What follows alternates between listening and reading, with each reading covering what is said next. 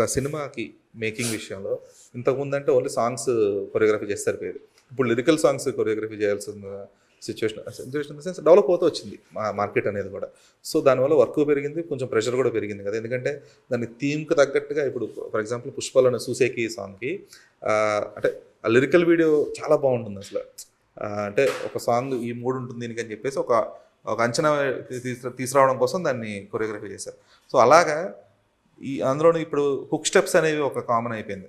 అంతకుముందు సాంగ్ మొత్తం బాగుంటే చూసారు, ఇప్పుడు అలా కదా 10-15 సెకండ్స్ లేదంటే 30 సెకండ్సే అది మెయిన్ క్రూషియల్ అయిపోతుంది ఒక సినిమా ఒక సాంగ్ మేకింగ్లో కానీ లేదంటే దాన్ని పబ్లిసిటీ చేయడంలో కానీ.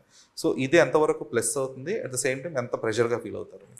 లేదు అంటే డెఫినెట్గా ఇప్పుడున్న ట్రెండ్ ఏంటంటే ప్రతి సాంగ్ అది మానిటైజ్ అవ్వని, డ్యాన్స్ సాంగ్ అవని, ఇంకోటి అవని కంపల్సరీ హుక్ స్టెప్ అనేది కామన్ అయిపోయింది. సో దాన్ని ఇప్పుడు జనాలకి మనం నచ్చేలాగా చేస్తే డెఫినెట్గా వాళ్ళు వెళ్ళి బయటకు వెళ్ళరు. వాళ్ళు అక్కడ ఉండి వాళ్ళే పేపర్లు చింపి డ్యాన్స్ ఆడుతున్నారు అక్కడ.